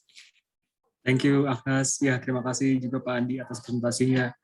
Tadi ada banyak nih Pak yang japri-japri ke saya nih. Untuk pengen tahu detail teknikal dari pengimplementasian subsurface business process gitu di Pertamina. Mungkin bisa dielaborate lebih mungkin Pak, lebih ke arah kenapa sih sebenarnya kita butuh probabilistic approach gitu untuk subsurface business process ini. Gitu. Mungkin itunya mungkin Pak ada reason gitu.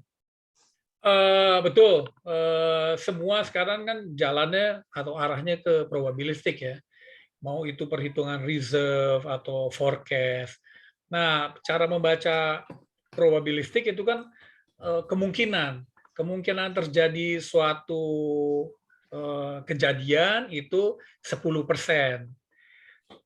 Kemungkinan terjadi suatu kejadian itu 50%. Jadi misalnya kita memforecast, oh ini production rate-nya bisa 100.000 gitu. Itu berapa kemungkinannya untuk terjadi 100.000?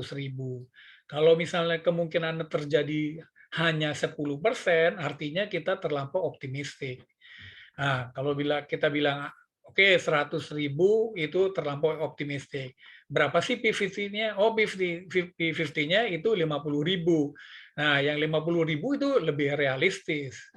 Nah, terus dibilang lagi, oh ini 25.000 itu P90. Pasti atau hampir dapat dipercaya kalau 25.000 itu pasti terjadi. Kemungkinan terjadinya itu 90%. Jadi manajemen dengan mudah mengambil kesimpulan, oh apes-apesnya gue ini cuma dapat 25.000 produksi dari suatu proyek. Tapi bisa juga yang tadi 50.000 itu kemungkinannya 50%. Tapi kalau yang 100.000 itu bisa kita prediksi juga, tapi kemungkinannya kecil sekali, 10%. Nah, range dari itulah yang membuat pengambil keputusan jadi nyaman. Kebayang kalau deterministik, oh ini hasil produksinya proyek ini 50.000, plus minusnya berapa? Ya deterministik 50.000, kita nggak tahu itu berapa plus minusnya. Nah, jadi uncertainty-nya besar sekali, kita nggak tahu swing-nya, nggak tahu derajat kepastiannya. Itu sebabnya kita sekarang menuju ke probabilistik. Nah, untuk mengetahui probabilistik, otomatis kita harus menghitung jauh lebih banyak dari deterministik dan pasti menggunakan mesin yang lebih cepat ya. Kalau nggak didukung mesin yang lebih cepat ya habis kita jadi bertahun-tahun, yang tadinya deterministik itu 3 tahun ya bisa jadi 6 tahun gitu. Itu dari saya, Mas Eko. Iya. Iya, sepakat sih Pak Andi. Memang sekarang kita arahnya ke probabilistik ya Pak. Even kalau boleh sharing sedikit, kalau kita propose program ke SK Kapur, SK Migas, itu pasti akan di-challenge juga bagaimana probabilistik low base high-nya. Jadi memang dari sisi perusahaan oil and gas-nya sudah ke arah sana, dari government-nya pun juga ke arah sana gitu. Betul. Nah, mungkin pertanyaan selanjutnya lebih ke arah ini Pak. Kan kita implementasi teknik baru nih Pak. Nah, itu kira-kira apa sih challenge utamanya gitu untuk implementasi ini? Nah, ada beberapa aspek misalnya untuk implementasi sesuatu yang baru, baik itu dari people, proses atau teknologi. Nah, kalau dari pengalamannya Pak Andi di Pertamina itu seperti apa gitu Pak dalam hal challenges dari ketiga aspek ini? Mungkin boleh di-share sedikit? Benar. Kalau lihat teknologi baru itu kan jagoan-jagoannya ada di luar negeri. Ini kebetulan TINAF melalui FRD ini dengan mudah mendatangkan ekspor-ekspor dari Rusia. Jadi teman-teman dari Rusia ini yang jagoan-jagoannya direktur teknis itu pergi sendiri, nemuin aku, nemuin orang-orang di Indonesia. Tentu kita jadi satu frekuensi ya, lebih mudah menanya-nanya. Kebayang nggak kalau yang menjelaskan itu representatif di Indonesia, pasti pengetahuannya kan nggak sehebat yang di Soviet ya. Nah, itu juga berlaku dengan teknologi-teknologi yang lain ya, entah itu yang dari Cina atau Amerika.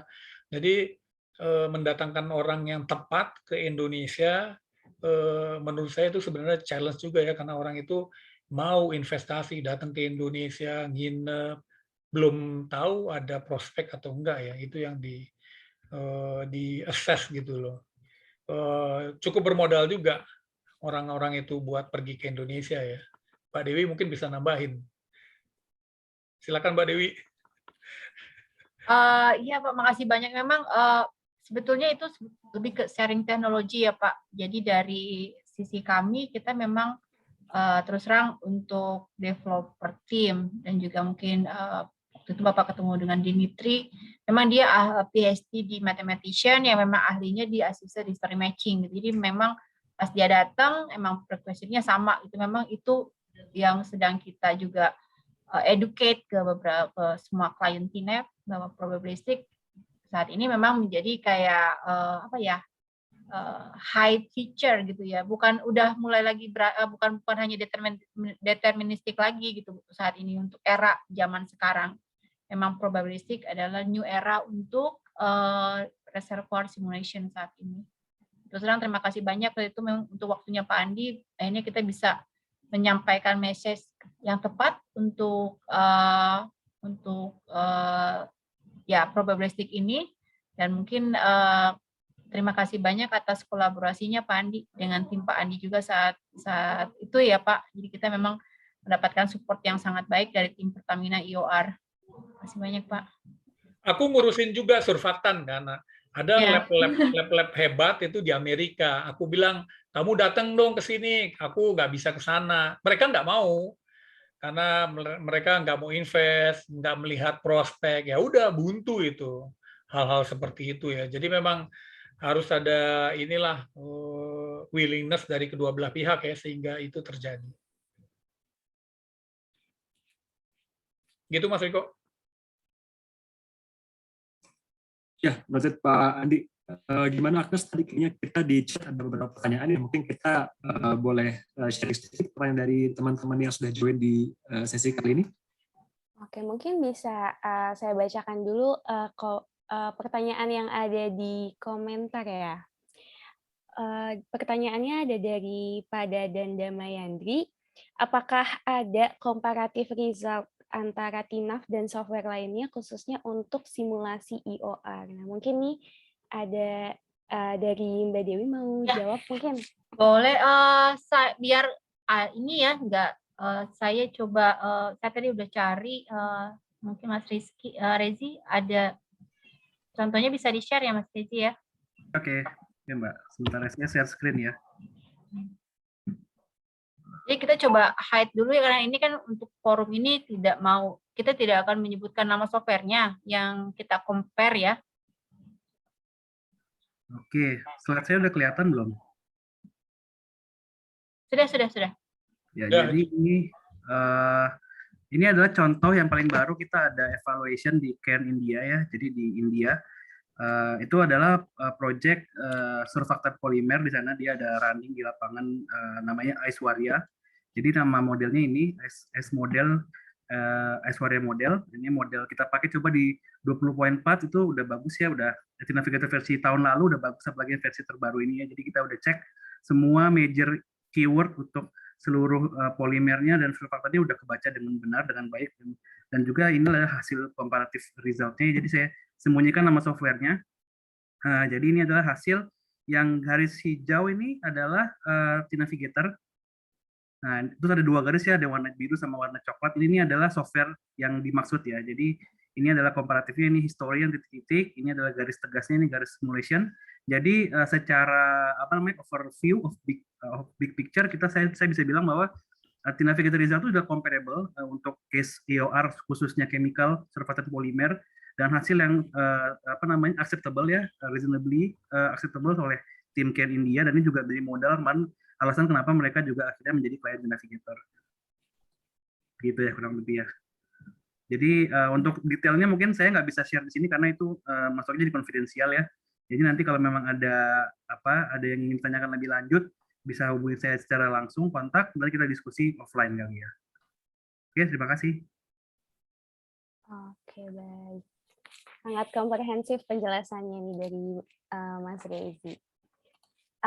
Mungkin tadi saya sempat lihat ada yang raise hand di participants. Mungkin tadi Mas Jackson ya, apakah raise hand tadi mau bertanya atau bagaimana nih Mas? Mungkin bisa langsung on kamera dan on mic aja kalau ingin bertanya Mas.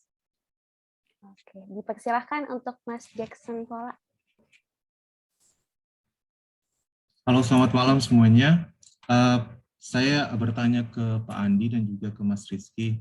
Tadi saya melihat presentasinya sangat luar biasa nih tentang mulai dari experimental design, optimization, dan juga probabilistic forecast-nya. Sebetulnya sih tadi saya lower hand karena sudah ada yang sempat bertanya mirip tentang chemical EOR. Nah, pertanyaan saya kan itu tadi kalau sepemahaman saya itu kan menggunakan base case dengan menggunakan fine models untuk running seluruh probabilistic forecasting-nya. Apakah workflow yang sama akan dipakai atau apakah speed-nya yang diperoleh akan tetap sama ketika kita mengimplementasikan proses EOR, contoh chemical, di mana kita punya full fisik, multi komponen, dan juga complex reaction di dalam yang akan involve dalam dalam proses forecast kita. Karena uncertainty kita kan dua nih, mulai dari segi geological dan juga mulai dari segi dari chemical processes itu sendiri. Apakah masih tetap speed yang sama atau mungkin sebetulnya next question-nya tadi mungkin sudah terjawab sebagian, yaitu bagaimana dengan kompetitor, let's say CMG, CMOS dalam perbandingannya. Mungkin itu aja sih untuk yang pertanyaan saya. Terima kasih sebelumnya. Benar, Mas Jackson, kalau kita naik ke EOR itu pasti prosesnya berbeda, nggak sesederhana. Ada banyak computational atau iterasi untuk proses-proses yang berbeda. Jadi kalau di EOR itu ada absorpsi, harus dihitung tiap langkah, terus itu perubahan chemical, setiap pindah antar grid block gitu. Itu ada banyak proses-proses tambahan yang kemudian degradasi, shearing, itu udah 4 faktor sendiri itu. Otomatis computational atau matrix yang dibuat juga akan lebih besar, running time akan lebih lama. Itu sebabnya disitulah tadi ada penambahan dari node dan cores itu diperlukan. Dan sekarang harga core itu kan laptop-laptop sekarang itu core udah murah ya. Jadi kalau dari sisi computational harusnya bisa lebih cepat dari yang sebelumnya ya. Karena teknologi makin lama makin murah. Dan teknologi yang lebih murah itu kan di-drive dari ini ya, sebenarnya dari dunia film ya. Mereka bikin animasi dan lain-lain, otomatis menggunakan resource itu lebih resource berkembang mengikuti demand dari industri film sebenarnya. Yang kalau dulu berbeda, kita oil company itu mendorong pengembangan teknologi ya. Dulu kalau ingat zaman saya itu masih ada mainframe ditaruh di basement, dikasih AC besar, kemudian masih pakai punch card, kemudian naik levelnya ke IBM itu RISC 6000. Sekarang itu laptop aja udah kenceng-kenceng jalannya karena orang-orang main game. Itu kan itu Pak, gamers Pak, sekarang sebenarnya yang ngedrive. Nah itu tadi Mbak Dewi juga sampaikan kan, itu perhitungan bukan di CPU lagi karena banyak laptop-laptop itu buat gamer itu pakai graphic card gitu. Jadi computational itu dilakukan di graphic card juga. Itu dari saya Mas Jackson. Mungkin Mbak Dewi atau Rizky mau nambahin? Ya, saya tambahkan juga sih Pak yang tadi betul sekali. Memang teknologi tambah kesini memang tambah murah gitu. Dan juga memang industri terutama tadi film dan juga sekarang mungkin gaming ya. Industri gaming itu memang sangat pesat. Tidak bisa kita sekarang ini, kemarin kita ngomongin GPU yang 2080, sekarang udah keluar lagi 3080, 3090. Saya nggak tahu ya dalam 2 bulan ke depan udah ada tambahan lagi. Jadi kadang kita betul-betul harus keep up dengan teknologi itu susah gitu loh. Tapi bagusnya lagi emang tambah kesini tambah murah gitu semua teknologi itu. Jadi memang tidak bisa stagnan dengan teknologi lama sih. Memang harus ngikutin zaman gitu untuk terutama untuk hardware saat ini.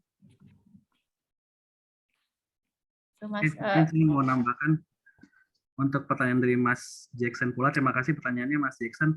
Jadi benar kata Pak Andi tadi ya, begitu adanya introduce feature lain atau adanya perubahan format dari black oil jadi compositional, itu pastinya akan require more bandwidth, more memory, sama more cores ya untuk solving itu ya. Jadi memang dengan kondisi asumsi dia dengan menggunakan hardware yang dengan konfigurasi yang sama, dia pasti akan ada penambahan runtime ya, karena dia memang ada penambahan iterasi, penambahan interpolasi sama solving di situ ya. Nah, tapi dalam hal ini sebenarnya fungsi dari runtime itu bukan hanya related to property, tambahan ada fitur-fitur yang dimasukkan, tapi juga lebih ke contrast between neighbor ya. Jadi misalnya ada property contrast, ada physics contrast between neighbor, itu akan ngefek sekali ke simulasi, bahkan dengan very upscale grid sekalipun gitu ya. Jadi memang yang perlu diperhatikan itu adalah lebih ke bagaimanakah data yang masuk itu memang udah di QC dengan benar dan juga memang sudah valid dan nggak begitu kontras between neighbor ya. Jadi karena kadang-kadang in reality dia pasti akan ada gradual transition gitu ya. Jadi nggak begitu benar-benar, contoh porosity 10% disandingkan dengan porosity 20% secara next to next gitu, itu kan sebenarnya kan in reality itu kecil sebenarnya ya. Jadi itulah yang harus di-assess oleh geoscience atau reservoir engineer, apakah memang modelnya itu memang sudah cukup baik gitu untuk simulasi.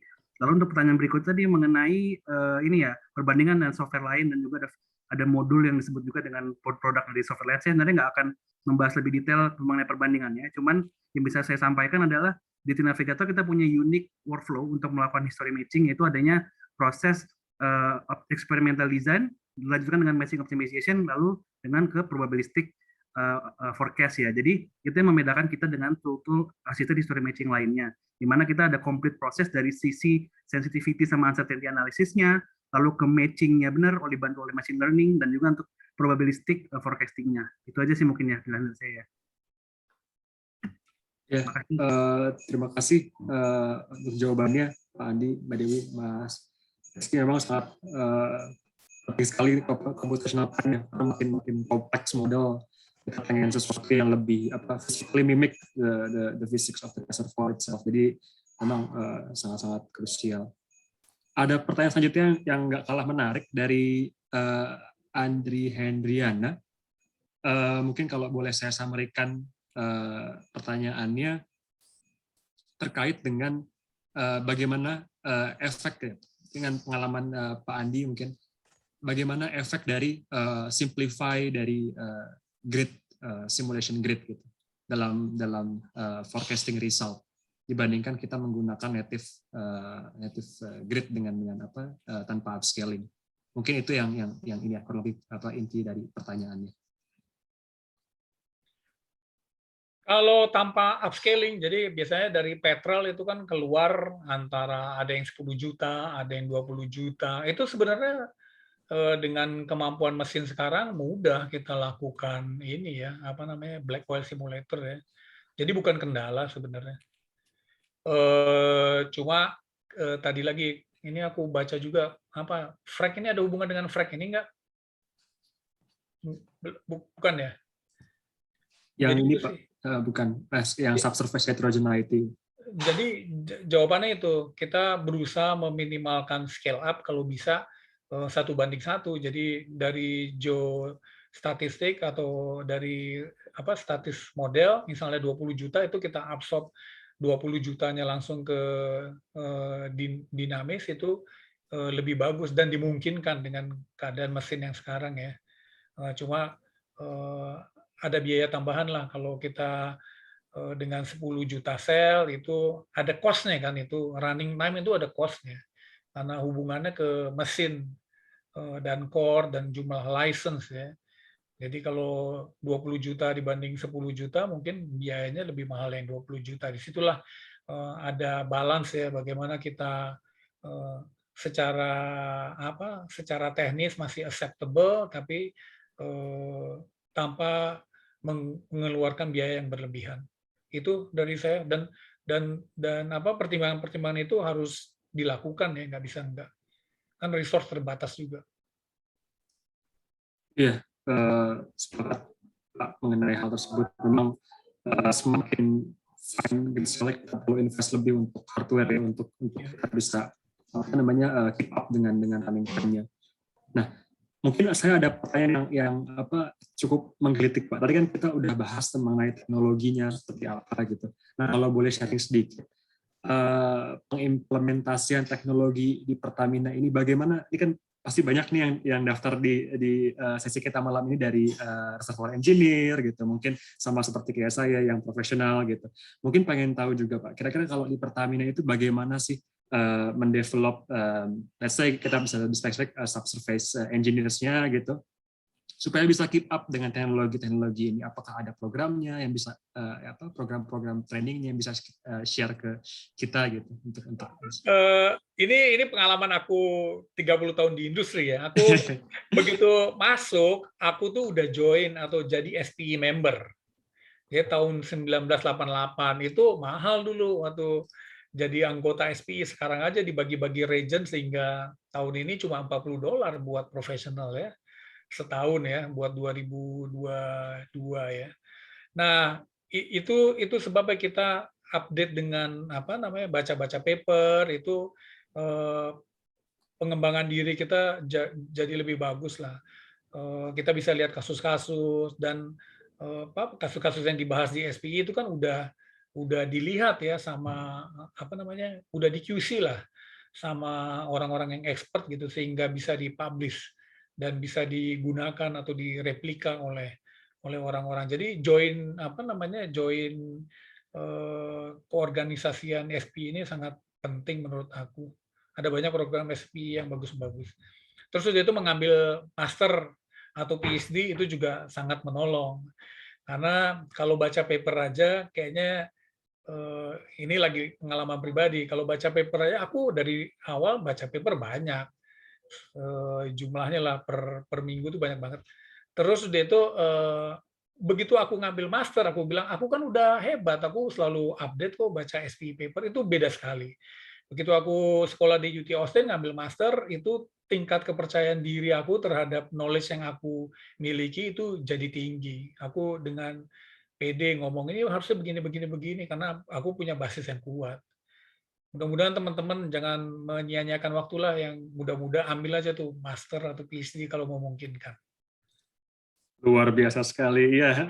Terima kasih banyak Pak Andi. Ya memang itu khususnya buat saya juga itu sangat ini ya, sangat menarik sekali. Jadi message-nya adalah tetap belajar ya Pak ya. Ya.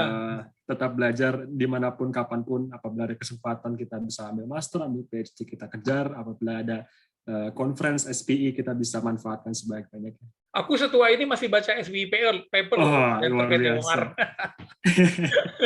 Keren Pak Andi. Luar biasa memang. Gitu.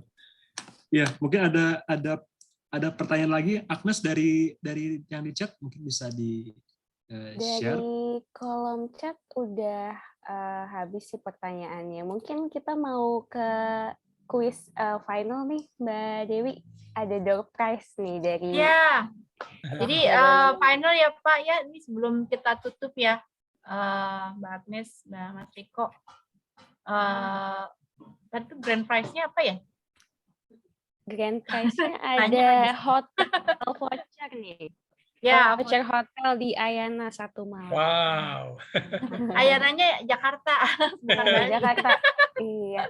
Ini partisipan bisa siap-siap untuk jawab pertanyaan. Ya, atau ini raise hand aja kali ya, karena kan better diomongin ya jawabannya ya daripada chatbox ya, Mbak Agnes. Oke, boleh.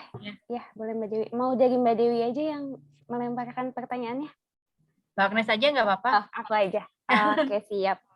Mungkin bisa siap-siap ya partisipan. Sini aku mau mulai menanyakan pertanyaannya nih.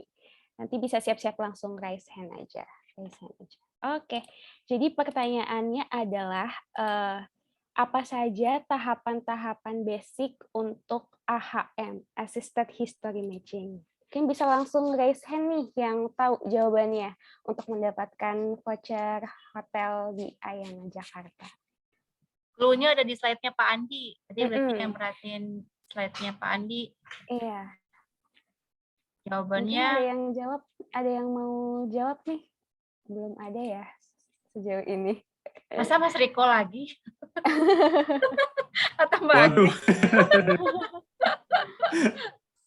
Mungkin dari SPI Committee juga ada yang mau jawab. Mungkin raise hand tadi kalau yang merhatiin.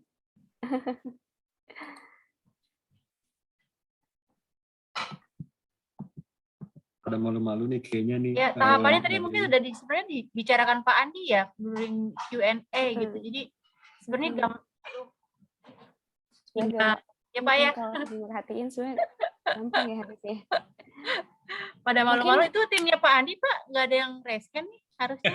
Ada ya. Ini bisa aku ulang lagi ya pertanyaannya. Apa saja tahapan basic dari Assisted History Matching? Siapa nih mungkin yang mau jawab nih? Partisipan belum ada nih yang raise hand. lanjut ke komite, mungkin ada komite yang mau jawab, mungkin kalau partisipannya masih malu-malu jawab, Iya. biar kita bisa wrap up.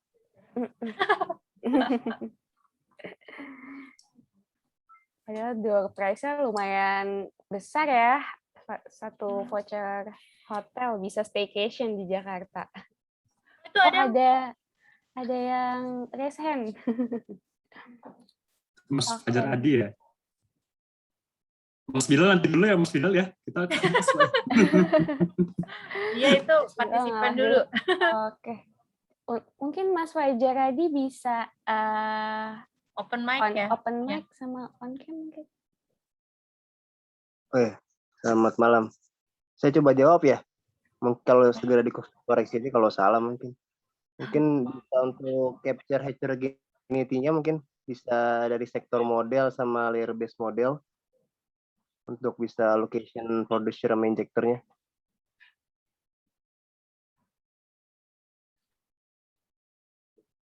Mana? Ballistic-nya juga dari P10 ke P90. Nanti case-nya bisa semakin banyak juga semakin bisa comparable result-nya nanti sama actual-nya untuk dengan history matching-nya. Mungkin kalau saya tadi nggak kelewat ya. Koreksi kalau mungkin salah ya. Terima kasih. Gimana Pak Andi? Pak Andi? mau kita skip Cukup atau dulu, kurang, kita coba Pak? lihat jawaban yang lain. Ya kita compile dulu ya jawabannya ya. Boleh, nanti kita bisa pilih. Kita simpan dulu ya Mas Fajar ya jawabannya. Kita coba simpan dulu. lihat. Ya, tadi siapa Mas Bilal ya? Mau jawab juga ya?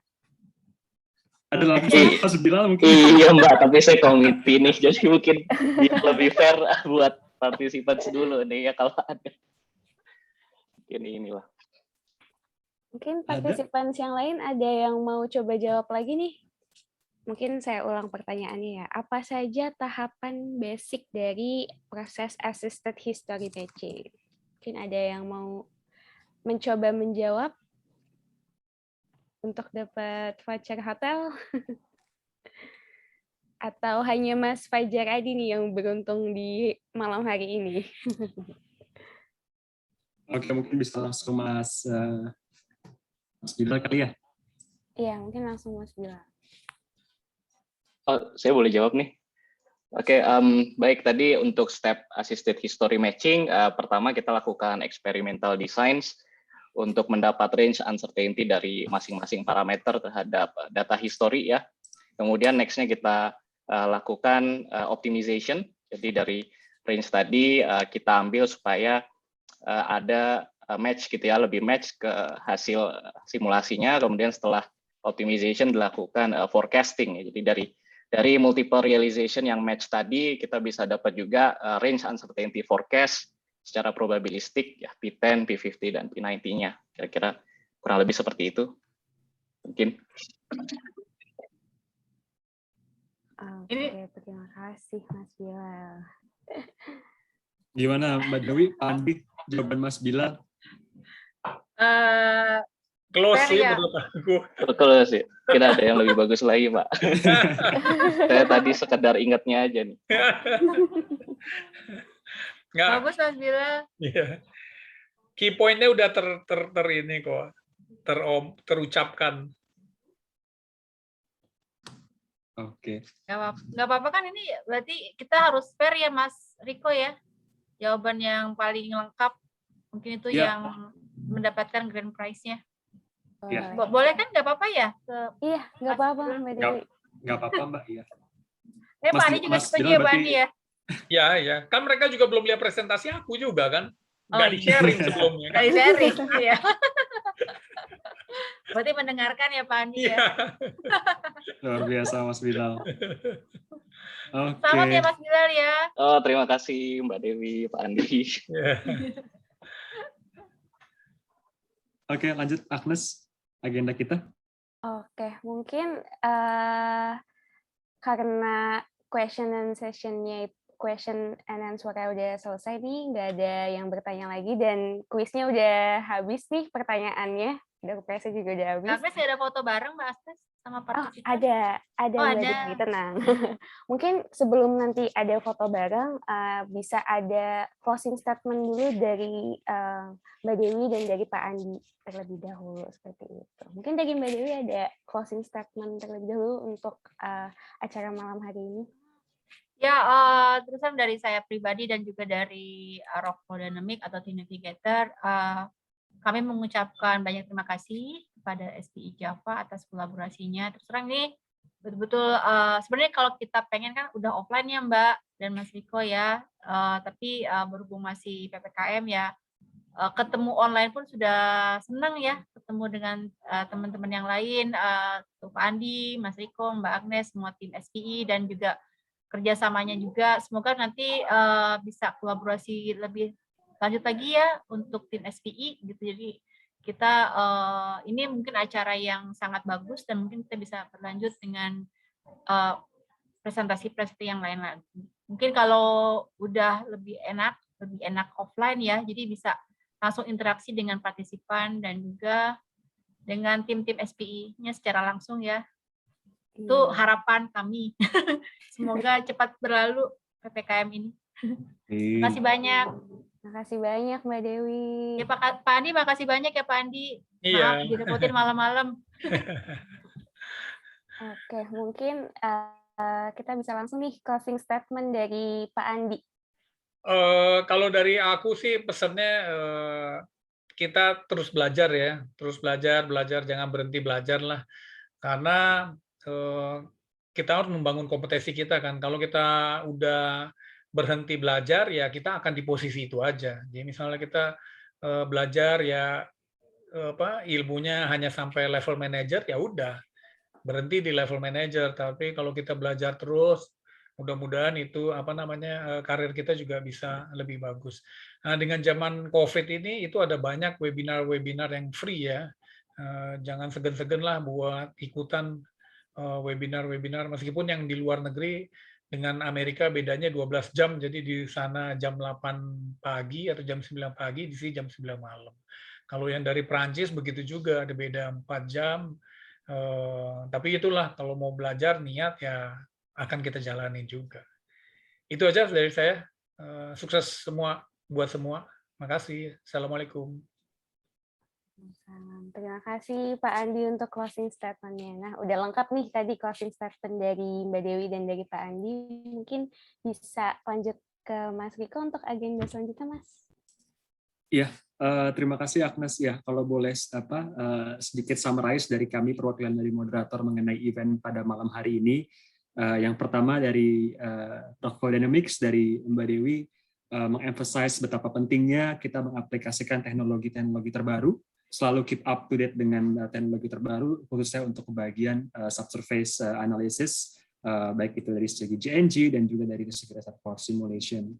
Kalau tadi boleh saya summarize juga dari presentasinya Pak Andi, bagaimana mengimplementasikan teknologi-teknologi tersebut ke dalam real case development di aset-asetnya Pertamina, di mana saat ini juga sangat penting karena kita moving dari deterministik dan ke probabilistik. Dan juga tadi yang saya sangat-sangat kagumi dari statementnya Pak Andi adalah selalu tetap semangat belajar kapanpun dimanapun, apa itu pendidikan formal ataukah itu kita baca-baca atau ikut webinar dan lain sebagainya, kita harus tetap belajar kapanpun dimanapun. Itu sih dari saya. Thank you Mbak Dewi, thank you Pak Andi atas kehadirannya pada malam hari ini. Mungkin Agnes kita bisa ke sesi selanjutnya memento ya. Iya, betul sekali. Silakan mungkin Mas Bilal ya memandu acara selanjutnya untuk kita closing memento dan foto bareng. Terima kasih. Baik, terima kasih Riko dan Agnes dan juga para pembicara kita yang luar biasa ya, Pak Andi Bahtiar dan Bu Dewi Kurniawati.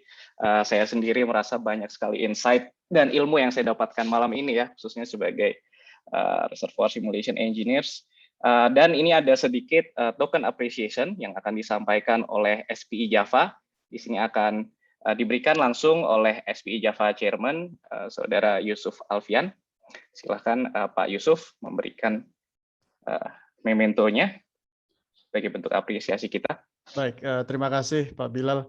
Sebelumnya saya ingin ucapkan terima kasih sebanyak-banyaknya untuk Mbak Dewi dan tim dari RFD, presentasi yang sangat-sangat menginspirasi mengenai perkembangan teknologi yang diterapkan RFD dan bagaimana kita bisa speed up simulasi kita dari sebelumnya single core, sekarang multi core, dan selanjutnya bisa kita develop untuk cluster. Termasuk juga presentasi dari Pak Andi, sangat menginspirasi juga bagaimana case study yang di-present untuk mensimulasikan EOR project, terutama di aset-asetnya Pertamina. Sangat-sangat baik untuk kita semua dan untuk kita belajar bersama-sama, khususnya untuk teman-teman di sini mahasiswa yang nantinya ingin mempunyai minat di reservoir engineer, dan untuk kita-kita sebagai profesional sebagai reservoir engineer juga. Saya ingin menyampaikan ini secara langsung, sebenarnya cuman karena terhalang pandemi. Saya harap dengan memento ini saya akan bisa sampaikan nanti ke Ibu Dewi dan Pak Andi dengan tanpa mengurangi rasa hormat kami dan rasa terima kasih kami kepada speaker-speaker yang sangat menginspirasi buat acara SPI. Terima kasih banyak Bu Dewi dan Pak Andi partisipasinya, dan kita harapkan kolaborasi selanjutnya kerjasama antara kita SPI Java dengan Rockflow Dynamics, atau nanti dengan Pertamina dengan Pak Andi and tim ke depannya. Terima kasih banyak.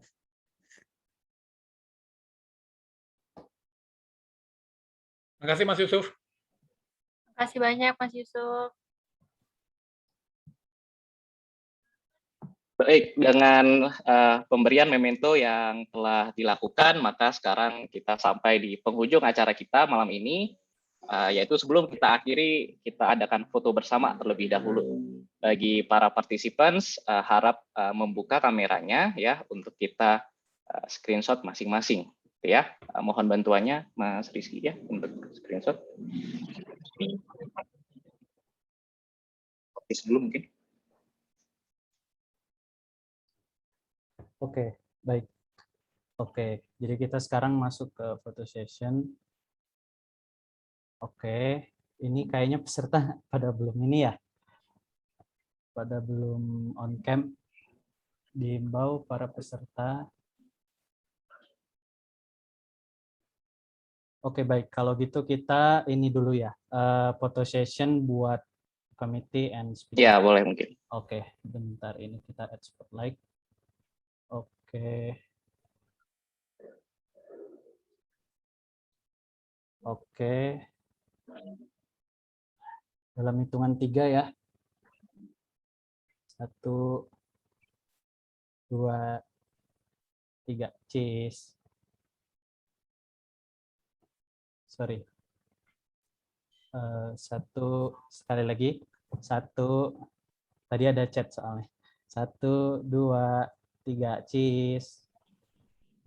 Oke. Kayaknya belum ada diizinin host ya iya, Mas ya kamera. Iya. Oke, sorry, ini ada chat ya dari peserta. Oke. Dibuka dulu mungkin itunya. Oh iya, masih di disable ya? Masih disable, belum bisa buka kamera. Sorry, ini start video.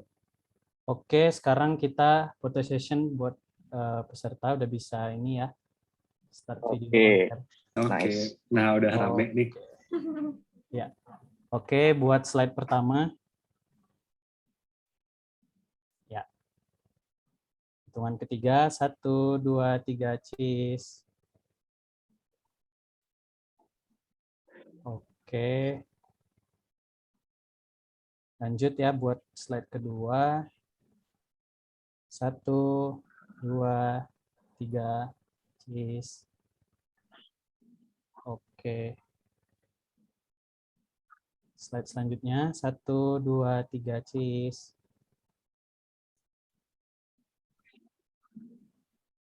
Oke, last slide.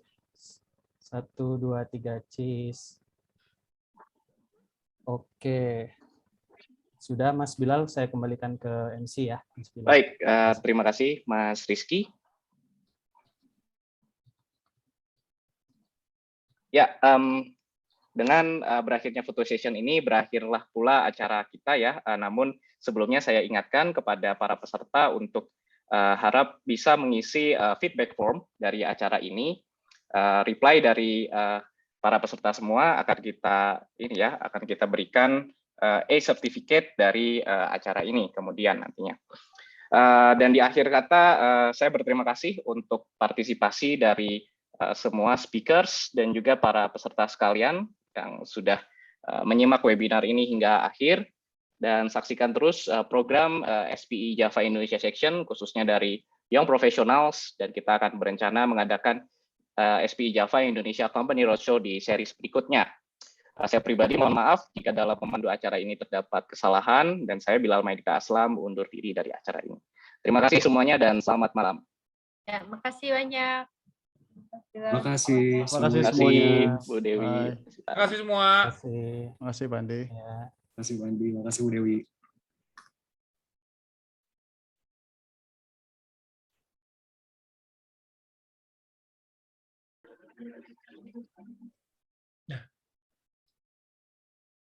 Makasih ya kawan-kawan ya. Izin pamit dulu. Oke, makasih Bang Rezi. Makasih Bang Rezi. Waalaikumsalam. Waalaikumsalam. Waalaikumsalam. Ada Bang Dadan nih.